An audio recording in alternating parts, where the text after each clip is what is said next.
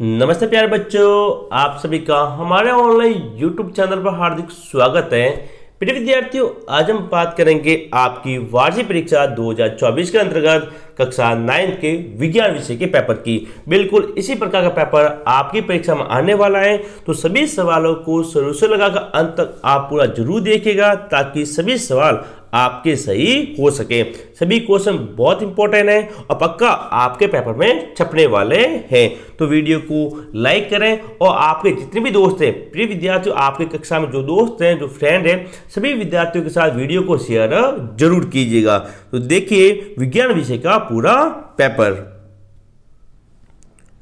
देखिए प्यारे बच्चों, पेपर आपके सामने आ चुका है। वार्षिक परीक्षा सत्र 2023-2024। प्रिय विद्यार्थी, ये बिल्कुल इसी साल का वार्षिक परीक्षा का पेपर है। ठीक है, देख सकते कक्षा 9 विषय विज्ञान 100 नंबर का पेपर होगा और 3.25 घंटे का होने वाला है। एक एक सवालों की बात करेंगे तो देखिए, खंड अ के अंतर्गत आपसे 15 अवध सदस्य पूछे जाएंगे। कितने? 15 अवध सदस्य वाले यानी बहुविकल्पीय प्रश्न पूछे जाएंगे। सबसे पहले मैं बता दूं आपको, यदि आप हमारे YouTube चैनल पर नए हैं, प्रिय विद्यार्थियों, जल्दी से चैनल को सब्सक्राइब करके बेल आइकन को जरूर दबाएं ताकि आपको सारे विषयों के जो पेपर हैं वो आपको मिल सके। तो देखिए, पहला क्वेश्चन विज्ञान में, मधुमक्खी की किस किस्म का उपयोग मधु उत्पादन बढ़ाने में किया जाता है?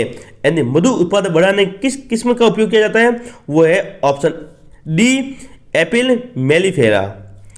दूसरा क्वेश्चन, कैल्शियम ऑक्साइड में कैल्शियम एवं ऑक्सीजन के द्रव्यमानों का अनुपात है। प्रिय विद्यार्थियों, आपकी जो पार्ट 3 है उसमें एक सारणी दी गई है जहां पर द्रव्यमान का अनुपात बताया गया है, वो आप जरूर याद करें। देखो किस प्रकार से निकालना है। यहाँ पूछा कैल्शियम ऑक्साइड।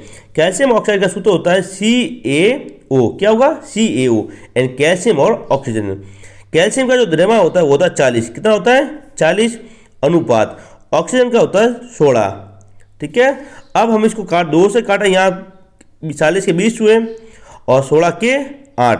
अब वापस 2 से काटा तो 20 के 10 और 8 के आधे 4। वापस 2 से काटा, 10 के हुए 5 और 4 के हुए 2। तो अंत में अनुपात क्या आया? 5:2। तो देखिए 5:2 ऑप्शन सी में दिया हुआ है। ऑप्शन सी राइट होगा, 5:2। नेक्स्ट थर्ड क्वेश्चन, किस पदार्थ की संपीड़ितता अधिक होती है? ठोस, द्रव, गैस यानी में से कोई नहीं। तो ऑप्शन सी राइट होगा, गैसों की। तो गैस होगी उसकी संपीड़ितता अधिक होगी और ठोसों की क्या होती है? सबसे कम होती है। नेक्स्ट अगला सवाल 4 नंबर क्वेश्चन, निम्न में से कौन से कोलाइड द्रव व ठोस का मिश्रण है? ये आपके दूसरे पार्ट का सवाल है जहां पे एक सारणी बनी हुई है। तो उत्तर इसका होगा ऑप्शन सी, पनीर। क्या होगा विद्यार्थियों? ऑप्शन सी पनीर होगा, वह द्रव और ठोस का मिश्रण होता है। नेक्स्ट 5वां, किसी वस्तु की गतिज ऊर्जा के लिए व्यंजक है। तो विद्यार्थियों वेरी वेरी इंपॉर्टेंट कर लो, गतिज ऊर्जा का व्यंजक अच्छी तरह से याद करके जाना और इसके जो न्यूमेरिकल है, जो आंकिक सवाल है वो भी पढ़कर जरूर जाए। तो गतिज ऊर्जा का सूत्र होता है 1/2 mv²। ऑप्शन सी राइट होगा। और एक होती है स्थितिज ऊर्जा। ध्यान रखें, एक होती है स्थितिज ऊर्जा, इसका सूत्र होता है mgh। क्या होगा? mgh, जो कि ऑप्शन डी में दिया हुआ। ये भी याद रखें, ये भी आगे आने वाला सवाल है। नेक्स्ट अगला क्वेश्चन, यदि दो वस्तुओं के बीच की दूरी को आधा कर दिया जाए तो गुरुत्वाकर्षण बल हो जाएगा। कितना होगा? तो होगा 4 गुना। ऑप्शन बी राइट होगा। 7वां, दाब का मात्रक है। तो आप सभी को पता दाब का मात्रक पास्कल। क्या होगा? ऑप्शन बी राइट होगा, पास्कल। नेक्स्ट 8वां सवाल, कौन सी धातु कमरे के ताप पर द्रव अवस्था में होती है? तो आपको पता है कौन सी है? पारा। ऑप्शन डी राइट होगा। ये सभी क्वेश्चन वेरी वेरी इंपॉर्टेंट है, आप इनको अच्छी तरह से याद कर जरूर जाएं। नेक्स्ट जी का मान। देखो 9वां सवाल है, सार्वत्रिक गुरुत्वीय स्थिरांक जी का मान होगा, वो होता है 6.67 × 10⁻⁻11। ओके, ऑप्शन बी यहाँ पे राइट होगा। और 10वां सवाल है, ध्वनि की चाल सर्वाधिक होती है। तो देखो ध्वनि की चाल सबसे ज़्यादा होती है ठोसों में। किस में होगी विद्यार्थियों? ठोसों में होती है, लेकिन यहाँ पर ठोस दिया हुआ नहीं है। तो देखिए वायु, लोहा, जल और निर्वात में। तो देखो लोहा एक क्या है, ठोस पदार्थ है। कैसा पदार्थ है, ठोस है, इसलिए ऑप्शन बी राइट होगा। क्या होगा, ऑप्शन बी यहाँ पे राइट होगा। जबकि याद के ध्वनि निर्वात में घमन नहीं करती। ऐसा सवाल भी आ सकता है कि ध्वनि कहाँ पे घमन नहीं करती, तो निर्वात में। निर्वात का मतलब होता है जहां पर वायु नहीं होती, जैसे कि चंद्रमा। तो 10 अवशब्द बताए गए थे पेपर में, वो आपको मैंने बता दिए। अब रिक्त स्थान की पूर्ति कीजिए। ये भी 10 है, कितनी है, 10 पूछी गई है। पहली है द्रव अवस्था में परिवर्तित हुए बिना ठोस अवस्था से सीधे गैस में बदलने की प्रक्रिया कहलाएगी। वो कहलाएगी ऊर्ध्वपातन। क्या कहलाएगी, ऊर्ध्वपातन। ठोस से सीधे किसमें बदल रहा है, गैस में। तो याद रखिएगा आप ऊर्ध्वपातन की, ये देखो ऊर्ध्वपातन दिया हुआ है, यहाँ पर आपको लिखना है ऊर्ध्वपातन। लेकिन ऊर्ध्वपातन की परिभाषा आप अच्छी तरह से याद कर जरूर जाएं। दूसरा, विलयन एक खाली जगह मिश्रण है। तो विलयन होता है समांगी मिश्रण। क्या होता है, समांगी मिश्रण। प्रिय विद्यार्थियों, एक तो मिश्रण दो प्रकार के होते हैं, एक होता है समांगी और दूसरा होता है विषमांगी। जो विलयन आपस में घुल जाते हैं यानी मिल जाते हैं वो होते हैं समांगी मिश्रण, और जो आपस में घुलते नहीं है वो होते हैं विषमांगी मिश्रण। जैसे कि तेल और पानी आपस में मिलेंगे नहीं तो वो कैसा होगा, विषमांगी मिश्रण होगा। और नमक और पानी का मिश्रण कैसा होगा, समांगी, क्योंकि नमक और पानी आपस में मिल जाते हैं। अगली खाली जगह, वस्तु की आकृति में परिवर्तन के कारण प्राप्त ऊर्जा को कहते हैं, वो होगी स्थितिज ऊर्जा। क्या होगी, स्थितिज ऊर्जा। नेक्स्ट, वेग में परिवर्तन की दर क्या कहलाती है, क्या कहलाएगी,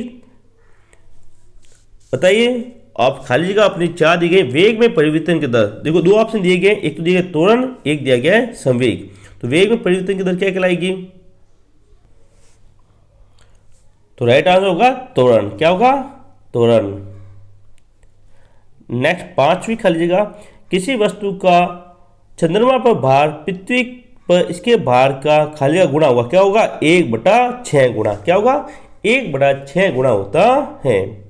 5 हो गई। नेक्स्ट, 6 नंबर, ध्वनि तरंगे खाली जगह होती है। तो ध्वनि तरंग कैसी होती है, अनुदैर्ध्य। क्या होती है, अनुदैर्ध्य। ठीक है।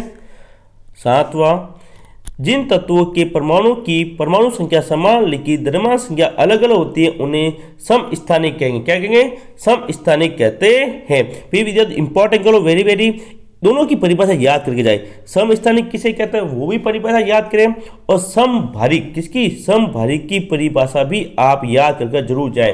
प्रिय विद्यार्थियों, वेरी वेरी इंपॉर्टेंट क्वेश्चन पक्का पूछा जाएगा। 8वीं, खाली जगह को कोशिका की आत्मघाती थैली भी कहते हैं। तो कहते हैं लाइसोसोम को। किसे कहते हैं, लाइसोसोम को।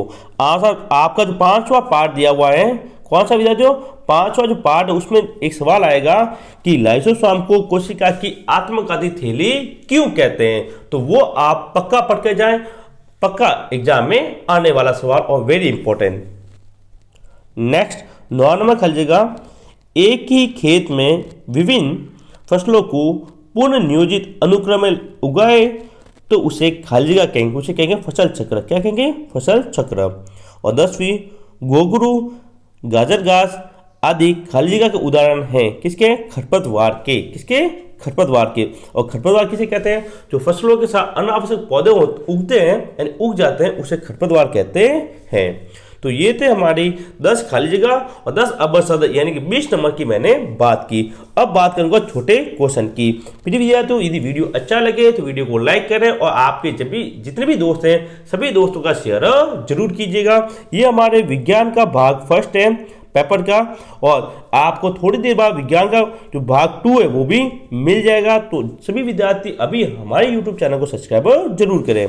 देखिए तीसरा क्वेश्चन, मिश्रण और यौगिक में कोई 2 अंतर बताइए। दूसरे पार्ट का सवाल है, इंपॉर्टेंट कर लो, वेरी वेरी इंपॉर्टेंट। 4 नंबर सवाल, मिश्रित फसल से आप क्या समझते हैं, उदाहरण दीजिए। मिश्रित फसल के बारे में बताना है। 5वां, गतिज ऊर्जा और स्थितिज ऊर्जा में क्या अंतर है, दोनों के सूत्र भी आपको याद रखने हैं। और 6 नंबर तो वेरी वेरी इंपॉर्टेंट करो, very very very very important, तंत्रिका कोशिका एंड न्यूरॉन का नामांकित चित्र बनाइए। न्यूरॉन का चित्र आपको ऐसे इस प्रकार से आपने देखा होगा, इस प्रकार से बना हुआ होगा एक किताब में, ठीक है ना।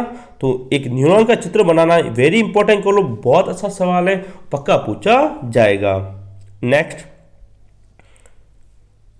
प्रिय विद्यार्थी एक बात बता दो, इस वीडियो की पीडीएफ, इसकी जो पीडीएफ है पेपर की, वो आपको हमारे व्हाट्सएप ग्रुप पर मिल जाएगी। उसका लिंक नीचे दिया गया है, तो सभी विद्यार्थी हमारे व्हाट्सएप ग्रुप को जरूर ज्वाइन करें। सातवां, किसी पेड़ की शाखा को तीव्रता से हिलाने पर कुछ पत्तियां झड़ जाती हैं, क्यों? आठवां,